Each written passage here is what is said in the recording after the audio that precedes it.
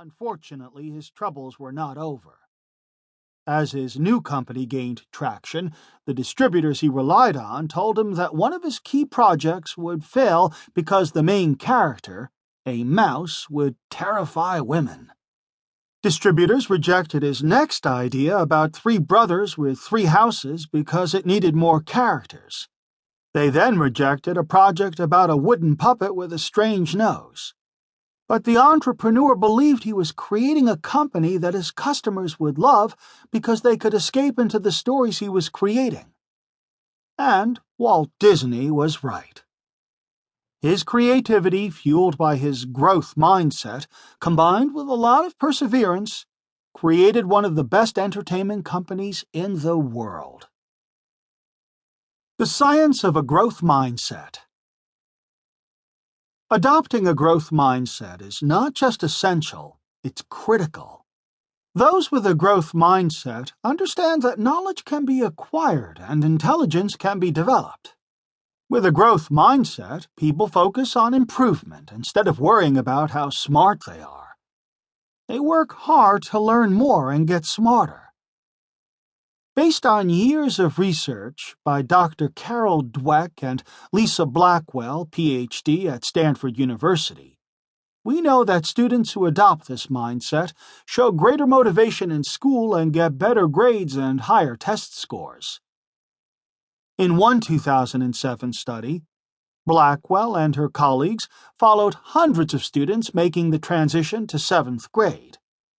They found that students with a growth mindset were more motivated to learn and exert effort and outperformed those with a fixed mindset in math, a gap that continued to increase over a 2-year period.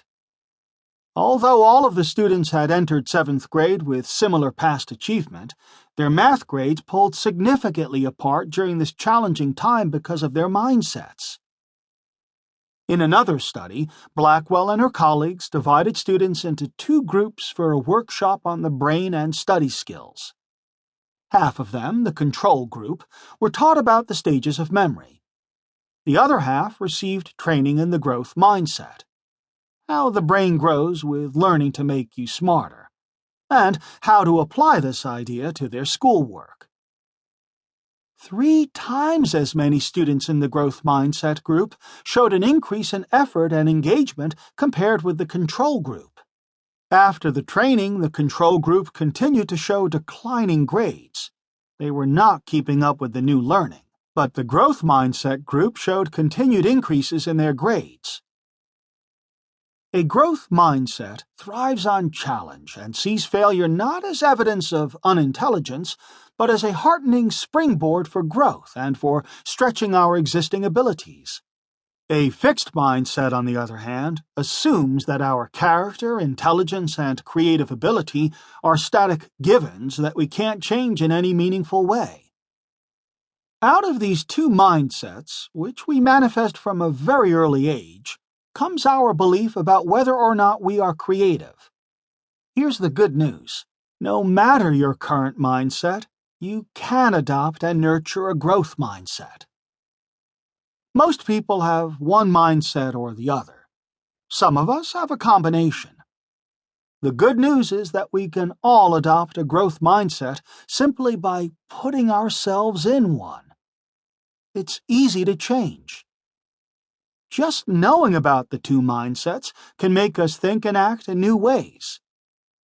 Once we can spot the thoughts, words, and actions that go with the fixed and growth mindsets, we start catching ourselves in fixed mode, and we can learn to switch into growth mode. And once you know how to switch from fixed to growth mindset, you can eventually stay there. The fixed mindset. People with fixed mindsets believe they are limited to what they're born with in terms of intelligence and skill. They believe these things can't be developed much. It is possible to learn new things, but new learning doesn't change our basic level of intelligence. It's possible to practice new skills, but our natural ability is really what's determinative. Some people are just naturals at certain things. They're good at things because it's genetic. A fixed mindset tells us that people are what they